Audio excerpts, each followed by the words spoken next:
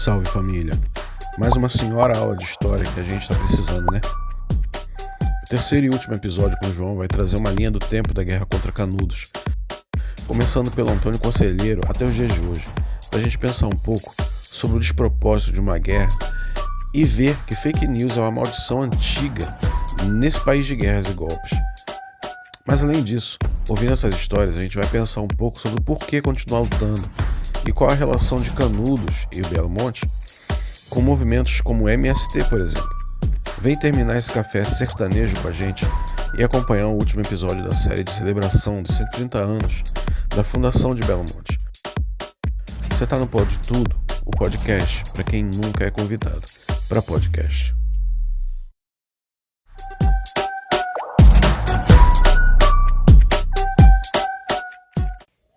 João de Deus, a gente já tem muito assunto de Canudos. Um pouquinho. Ainda tem mais, acho que a gente vai uma tarde inteira falando aqui, né? Canudos Canudos, Antônio Conselheiro, Belo Monte, são temas que,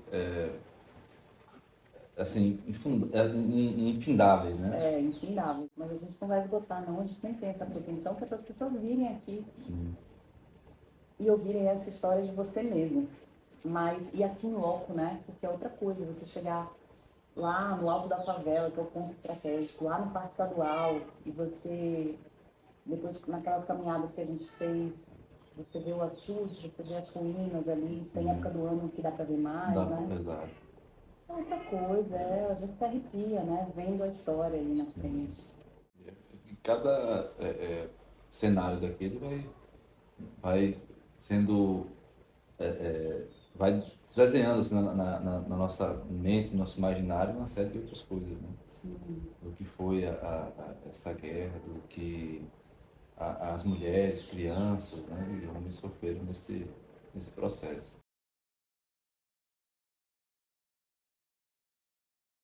A gente teve então Belo Monte, que foi aquela sociedade, um exemplo de sociedade igualitária, em que a terra era repartida. Belo Monte, os motivos, as fake news ali Sim. que aconteceram, a guerra, e aí a gente vem para hoje. Vamos nessa? Então, você tem... primeiro, falar de Canudos, vou falar do Conselheiro, né? Então, Antônio Conselheiro, para quem não sabe, ele é do Ceará, né? Nascido lá em Quixeramobim, na Vila do Campo Maior, na região do Quixeramobim, lá no Ceará. Nasce lá em 13 de março de 1830. Então, quando ele inicia sua peregrinação, mais ou menos 1868, por ali, ele é preso em Itapicuru em 74, acusado de ter matado a mãe e a esposa, né? Então, os padres que estão ali estão incomodados com a pregação do conselheiro. Os fiéis deixavam de ouvir as missas dentro da igreja para ouvir os sermões do conselheiro na praça, né? Então, o conselheiro atraía muito mais a atenção daqueles que estavam ali do que a própria igreja. Então, isso começa a incomodar, de certa forma, Naturalmente, né? esses padres. Então, o conselheiro é acusado de ter matado a mãe e a esposa, é preso, volta, vai para Salvador, desce lá para Fortaleza, volta para Quixeramobim, onde o crime teria sido, né, teria acontecido. E aí lá ele é inocentado, né?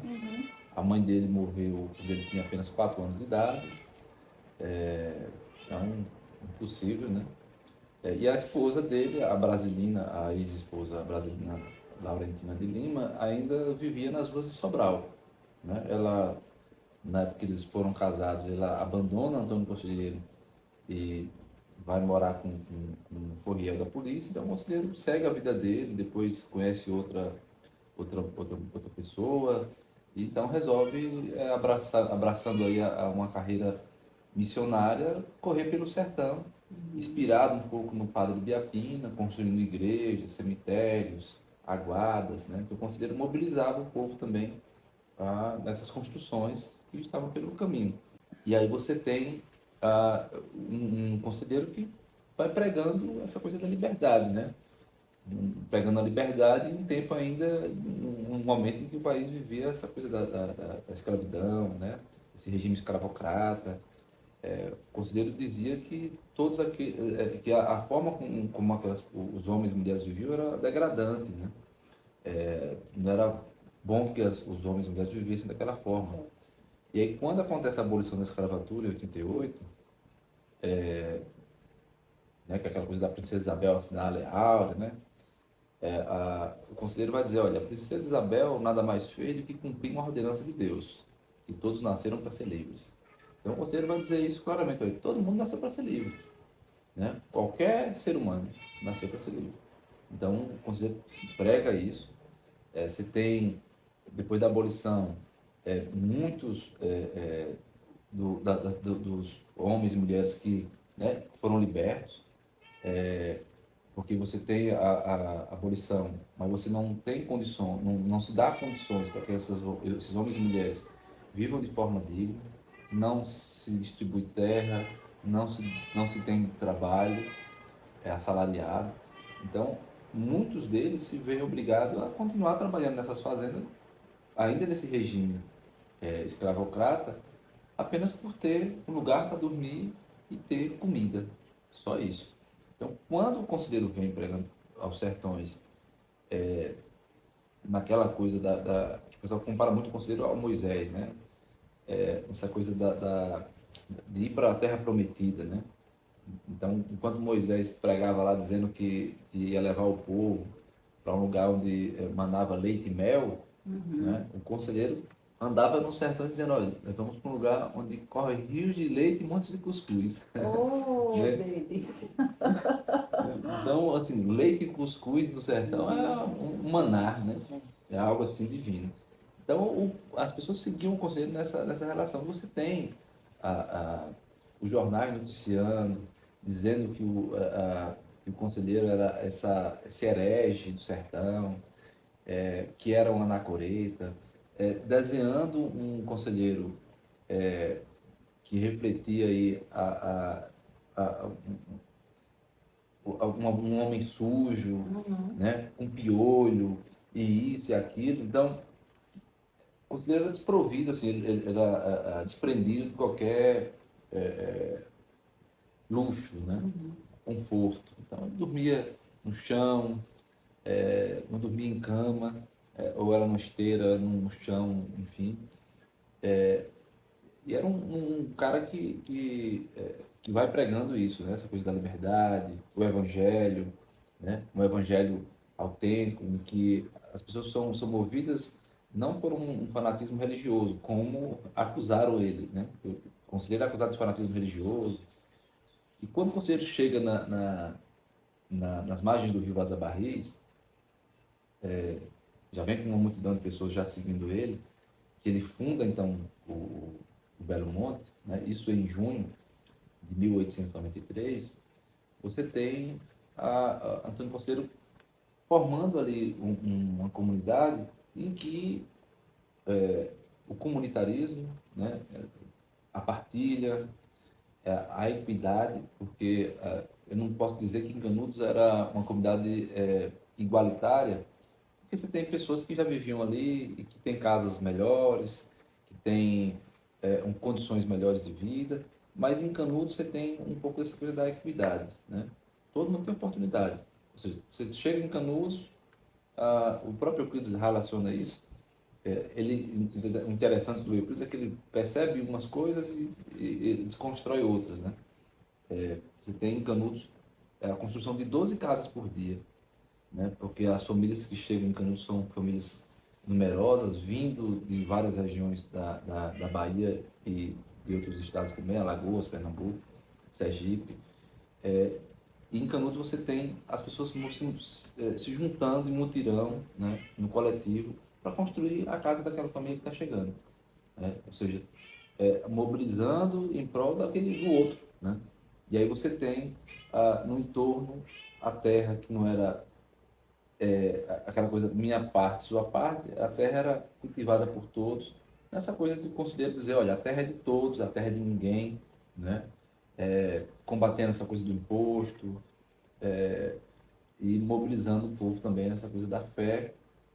Ele não celebrava casamento, ele não celebrava batizado, então convidava padres que tinham uma certa simpatia com a sua causa para vir celebrar isso, fazer os festejos. Então as pessoas se relacionavam ali nessa Cruz do Belo Monte.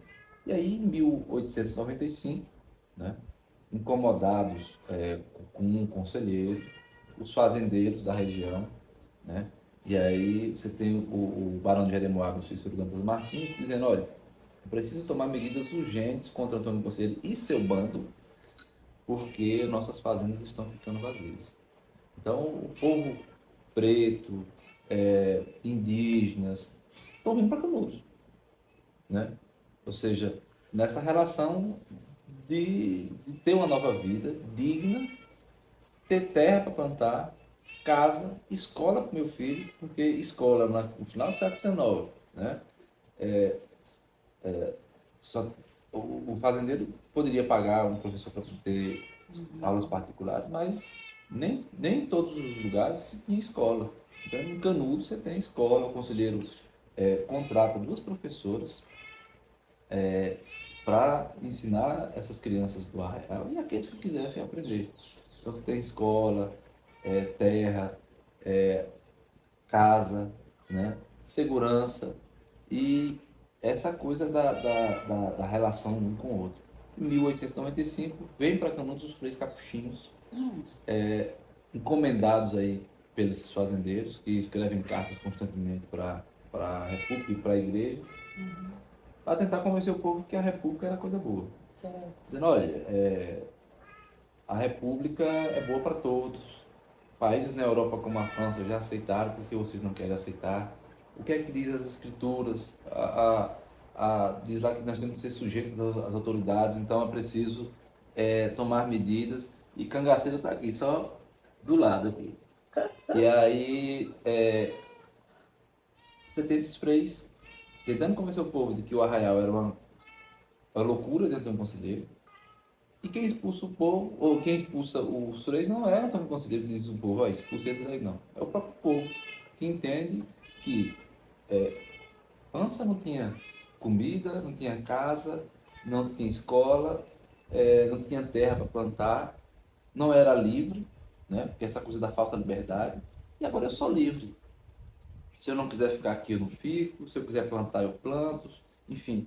E aí é expulso, né, esses freis. E aí eles emitem lá um relatório absurdo, dizendo que morriam em Canudos 12 pessoas por dia, que as condições sanitárias eram terríveis, que Antônio Conselheiro estava fortemente armado com um bando, que pregava uma doutrina excessivamente rígida dentro do Belo Monte, né? É uma mentira absurda. O Brasil, a gente falou, né? Chegou a fake news aqui em 2018. Vem de lado muito tarde, né? País especialista, né? Muitos equívocos. Então, assim, os freis emitem um relatório falando absurdos e mais absurdos contra Antônio Conselheiro, contra o povo de Canudos, dizendo que ele queria restaurar a monarquia. Em 1896, você tem aí Antônio Conselheiro construindo uma nova igreja, já em fase de conclusão, compra madeira, paga e tal. E aí, em Juazeiro, você tem um juiz da comarca de Juazeiro, que telegrafa para o governador da Bahia, que tinha uma relação muito forte com o Barão de Jeremoabo, com o ex-governador da Bahia, que inclusive acusam o atual governador, que era Luiz Viana, de monarquista, né? Então, porque ele não atende, a princípio, a carta do juiz. Diz, não, isso eu vou mandar um destacamento da polícia para ir até Canudos, por quê, né? Então, ele é vencido pela insistência desse juiz da comarca de Juazeiro e resolve, então, mandar um destacamento. Você tem uma primeira expedição vindo para Canudos, em novembro. Em 21 de novembro, eles se enfrentam em Uauá. Essa expedição ela retorna para Juazeiro e os conselheiristas voltam para o Arraial. E aí o conselheiro, né, sabe que as coisas não vão parar por aí. E ele diz, olha, é preciso nos prepararmos porque virá mais fogos, né? Então é preciso tomar cuidado. Aí você tem a segunda expedição, com 609 homens, canhões. A primeira expedição federal, é vencida no Cambaio, os conselheiros ainda sem armas, só com foice, facão, espingarda de bucha. Isso aqui é incrível, né? Vem um exército armado e o sertanejo vai lá no peito e na raça, defendendo a sua sobrevivência.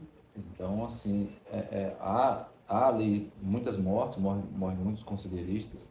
Inclusive, tem uma mulher que o Edmundo Muniz, no livro Guerra Social de Canudos, vai dizer que uma mulher conselheirista que se veste de vaqueira, assim, que se encora, né? Veste o gibão, perneira, e vai para a luta também, e que morre dentro do arraial, né? Ela é ferida, mas morre dentro do arraial, e que é relatada isso no Edmundo Muniz, na Guerra Social, falando um pouco dessa mulher que, se não me engano, é Maria Rita, o nome dela. Então, assim, você tem uma relação muito forte, assim, o povo quer defender a sua terra, quer defender o sonho, né, dessa liberdade que a todo momento o Estado queria conter, né, uma liberdade que eles queriam conter. E você tem uma terceira expedição, agora com 1.300 homens, 150 milhões de cartuchos, comandada por um coronel apelidado como corta-pescoço. Então é preciso mandar para o sertão alguém, né, que é afamado, que assombre só pelo nome, né, o corta-pescoço. E aí o coronel Marcelo vem, morre lá na Fazenda Velha. Corta pescoço, perde o pescoço, né? E aí tem uma coisa interessante que tem um verso, deixa eu ver se você me lembra, que ele vai dizer: com Moreira César é caldo de canacaiana, veio lutar nos Canudos e morreu nas Umburana, né? Então, o cara que veio afamado, mas muito prepotente, cheio de si, subestimou o povo do sertão e é morto, né? Morre ali. E aí tem aquela coisa, quem matou Moreira César, né? Dizem que foi o Pajeú que matou. E depois da morte de Moreira César, você tem a quarta expedição, divide-se em duas colunas, vem muito maior, com um poder de fogo muito maior, e cercam Canudos, tomam o alto da favela. Você tem uma rendição conselheirista no dia 2 de outubro, em que o povo de Canudos, já cansado, se rende, né? Resolve se render, sob a promessa de que teriam suas vidas poupadas. Um pouco antes da rendição, você tem a morte do conselheiro no dia 22 de setembro, onde as pessoas ficam desoladas, agora sem liderança, né? Então eles enterram o corpo do conselheiro dentro do santuário da igreja. No dia 2 de outubro, você tem a rendição conselheirista, que é algo muito forte, porque o Euclides vai narrar no livro do Sertão dessa rendição, e ele vai, na fila, que ele chama de fila de infelizes, ele olha para uma senhora que carregava uma criança nos braços, nas suas espáduas, né, que ele vai dizer. E ele vai dizer que aquela mulher era a única que levantava a cabeça, né, espalhando ali sobre os espectadores faúlhas, olhares ameaçadores. E ela carregava uma criança nos braços, e ele vai dizer que aquela criança horrorizava, né, porque a sua face esquerda havia sido arrancada pelos filhaços de granada havia tempos. E ele vai dizer que aquele sorriso incompleto, aquele sorriso incompleto era apavorante, porque extinguia uma face, né, repentinamente, assim. E aquele sorriso se desfazia de forma terrível. E a guerra, ela foi esse sorriso incompleto, né, em que o sonho do povo de Canudos foi rompido, interrompido, em que mulheres, homens e crianças morreram de forma terrível, num genocídio, num morticínio absurdo, financiado pelo Estado, pela Igreja, pelos fazendeiros, né? E que essa guerra ela é uma nódoa, uma mancha, né, nessa história do Brasil. É um rombo, né? É um rombo. Né? Eu cresci com a minha família dizendo, né, a bandeira do Brasil é tão bonita, verde, amarela, de branco, não tem vermelho porque nunca tivemos guerra. A gente tem todos os dias, né, a matança do povo preto na cidade e tal, o Canudos aí, sobre esse rombo na história. E aí tem uma música do Bião, o hino, né, de Canudos, que o Bião canta um pouco essa coisa, ele vai dizer que a bandeira de Canudos tem vermelho, né? Sim. Mas ele vai dizer, seu azul lá na imensidão do céu, me cobre com seu manto, seu vermelho é só lembrança. Né? Porque a guerra, né, ele vai fazer alusão a essa coisa da guerra, mas dizendo que a guerra é só lembrança, né? E que a vida flui, né? E tanto flui que a gente tem movimentos hoje que eu acho que tem muita ligação com Canudos, Sim. né? A gente pode falar aí do MST? Sim. Você está falando de Canudos, eu estou pensando no MST o tempo inteiro. Canudos, o Belo Monte, é basicamente uma das primeiras experiências de reforma agrária no nosso país, né? Hoje, você vê, ainda há essa coisa da reforma agrária muito forte, e naquele século XIX, final do século XIX, você tem Canudos como esse exemplo de reforma agrária, e o Belo Monte, a Canudos Conselheirista, foi um movimento que inspira o movimento dos trabalhadores sem terra. Né? Então, você tem assentamentos, pra você ter ideia, que levam o nome assentamento Belo Monte, assentamento Antônio Conselheiro, porque Antônio Conselheiro, o modo de vida dentro do Belo Monte, dentro do Arraial de Canudos, inspirou e ainda inspira esses movimentos, movimento dos trabalhadores sem terra, movimento dos trabalhadores sem teto, enfim, uma série de outros movimentos que vai desencadeando outros, né? Então, você tem os sindicatos que são formados a partir dessa experiência de cooperativismo, de comunitarismo, as cooperativas, você tem o movimento popular histórico de Canudos, que nasce a partir dessa coisa dos trabalhadores sem terra, essa luta pela terra, e Canudos, as pessoas dizem, foi um movimento messiânico. Não é bem assim, né? Canudos foi um movimento popular em que o campesinato, em que homens e mulheres estavam ali tentando ter o seu pedaço de terra para poder produzir e viver. Então, essa coisa da terra é muito forte, né? Essa relação do homem com a terra, né? É muito forte. Aí você tem, por exemplo, o movimento do fundo de pasto, né? Que é o movimento de fundo e fecho de pasto, que no Canudos é um exemplo. Embora na época não se falasse nem do movimento trabalhador sem terra, nem do fundo de pasto, Canudos inspira esses movimentos. Então, o bode, a cabra em Canudos era criado junto com os outros proprietários. Então, o meu bode ia correr mato aí junto com o seu, em um lugar sem cerca, né? Ou seja, num pasto, né?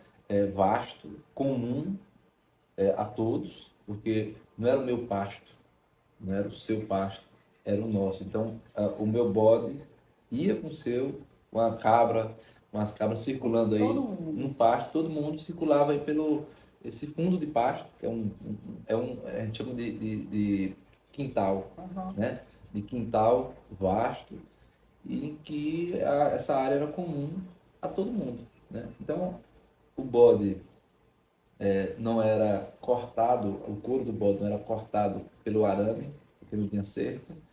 E aí tem uma música do Gogó, do Roberto Malvese, que ele vai dizer que o problema não é a seca, e sim a cerca, né? Então, é a cerca que limita, que impede, que barra o bode, que barra o homem, né? De ter acesso à água, né? De poder beber água naquele barreiro, de poder beber água naquele tanque, de poder beber água naquele açude, porque a luta do sertanejo hoje, daquele que está no fundo do pasto, daquele que está nessa luta do movimento dos trabalhadores sem terra, ainda é a cerca, né?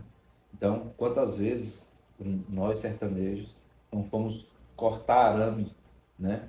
Porque um grileiro chegou em uma área que era comum a todos há mais de 100 anos, e de repente o bode chega lá, volta cedo, e diz, por que essa cabra voltou tão rápido?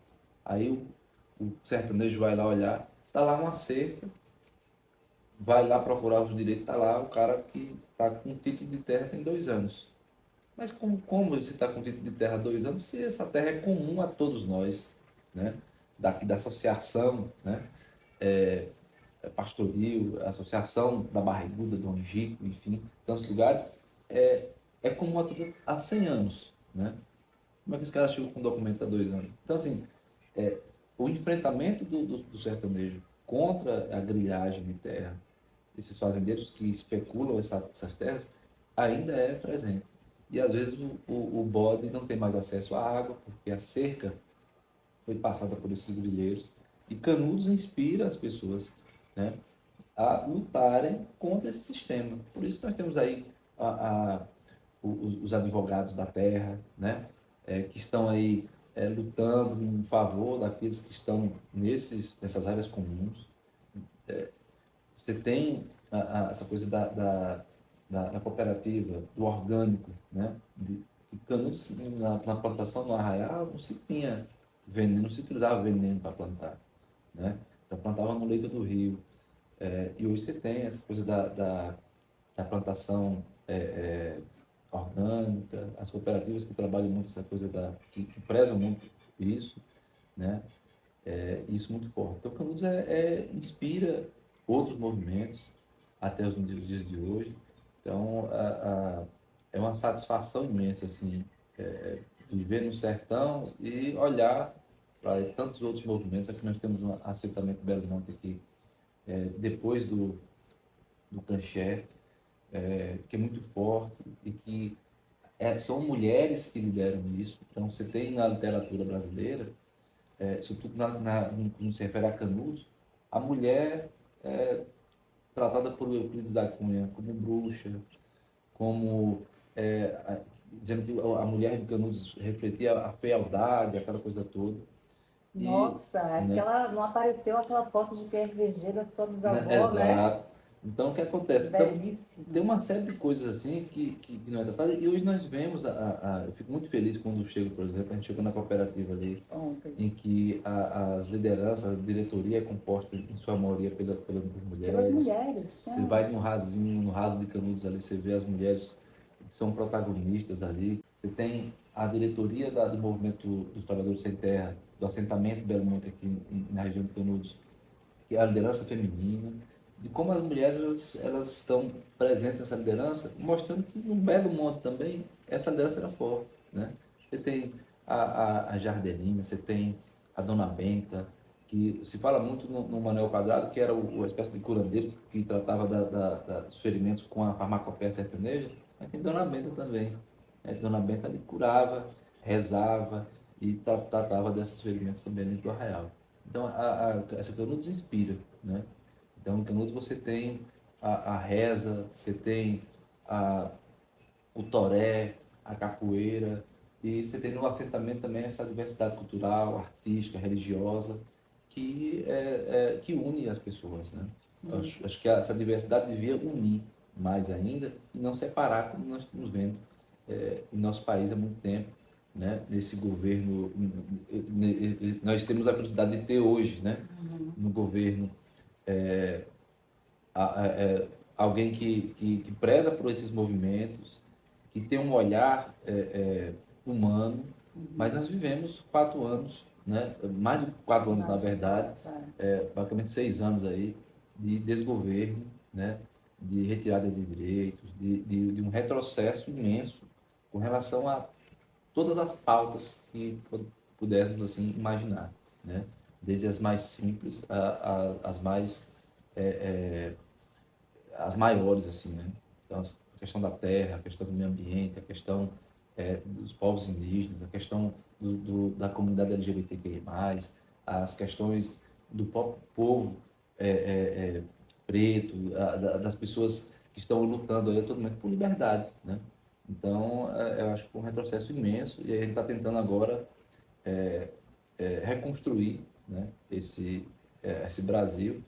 Eu fico feliz porque o Lula, né, o nosso presidente, ele participou de um curso sobre Canudos, isso durante a pandemia. Ele estava preso, na verdade, e o Pedro Lima Vasconcelos, em um curso com o canal Paz e Bem, no canal 247, foram mais de acho que 16 aulas, né? Eu participei deles dessa aula.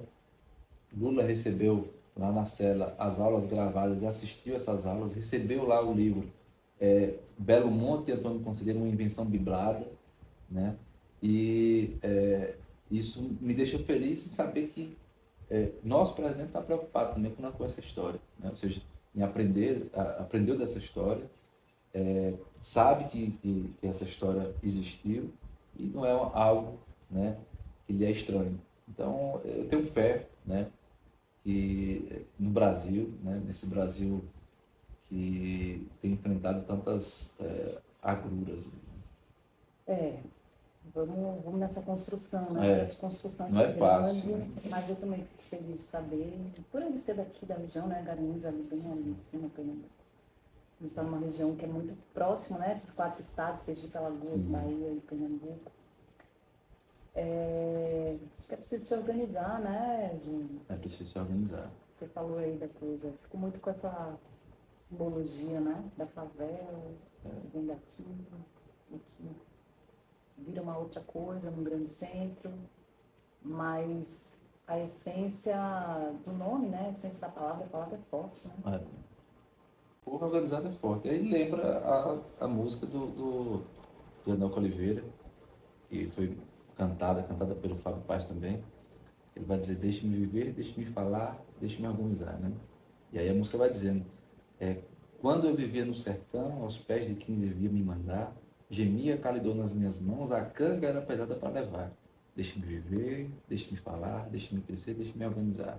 Canudo se espalhou pelo país, embora os tubarões queiram morder, na roça e na vila o que se diz, o povo organizado vai vencer. Então, deixe-me viver, deixe-me falar, deixe-me crescer, deixe-me organizar. Então, tem várias outras estrofes, mas eu acho que o mais forte é isso, né? Ou seja, o povo quer se organizar, né? E se organizar para viver. Então, na mesma medida, e aí o professor João Ferreira sempre diz isso, na mesma medida em que o povo se organiza para viver de forma digna, para viver essa liberdade, também a elite se organiza para poder destituir, para poder separar, para poder espalhar esses movimentos, abafar esses movimentos, né? Então, que tenhamos placas aí dizendo que Canudos está a tantos quilômetros, que conheça a sua história, né? Então, a Universidade, a UNEB, ela tem um papel fundamental nesse processo de resgate da memória, em Canudos, sobretudo, né? Você tem o Parque Memorial, o Museu João de Regis, que é mantido pela Universidade do Estado da Bahia, mas você tem o Instituto Popular Memorial de Canudos, que carrega também essa bandeira e que mantém isso, o Museu Casa de Vó Isabel, né? Museu Histórico de Canudos Velho, e tantos outros movimentos, e agora vocês, né? Agora nós, levando essa... Vocês. E aí tem, naquele trecho que eu cantei no início, tem uma estrofe que ele vai dizer, quem ouvir e não, quem ouvir e não aprender, quem aprender e não ensinar, até o dia do juízo a sua alma penará. Né? Então que a gente possa, né? Vocês aprenderam um pouco assim dessa coisa, essa história consiga assim ganhar outros campos, outros cantos, outras pessoas, e que as pessoas possam vir aqui conhecer essa história, não só o João Batista, mas conhecer essas mulheres, né, que fazem essa história ainda mais bonita. Parabéns pelo seu olhar, parabéns pela forma como você ensina a história. Bom, fica à vontade do que você quiser convidar a galera para vir, para se conectar aqui, para a gente finalizar.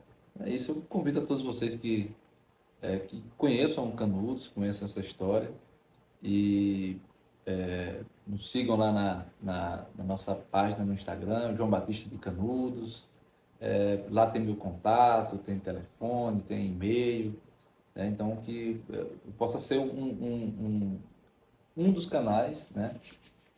De aprendizagem, né? Porque a gente vai aprendendo com tudo, né? Com a flora, com a fauna, com aqueles que nós vamos encontrando pelo caminho, e isso é o mais importante, né? E aí tem uma música do Bião que vai dizer que Canudos, ó terra querida, marcou minha vida desde quando eu te vi, né? Às vezes eu quero ir embora, mas a minha viola pede para eu ficar. É aquela coisa, fica saudade, né? Acho que vocês vão sentir saudade um pouco dessa terra, mas estão convidados também a retornar quando quiserem. E eu também vou sentir falta de vocês, porque acho que nós vamos construindo laços de amizade, e esses laços ficam, né, para toda toda a vida, né? E esses laços nunca são aleatórios, né? Nunca são aleatórios. O tempo vai passando, a gente vai entendendo por que a gente esteve aqui, por que a gente se porque você não veio quando estava lá, né? Então, tudo tem um tempo certo. Então, acho que determinado aí, acho que é isso. Obrigada, então, João. Eu que agradeço. Obrigada por todos os presentes, obrigada por tudo e até uma próxima, bem breve. Até uma próxima.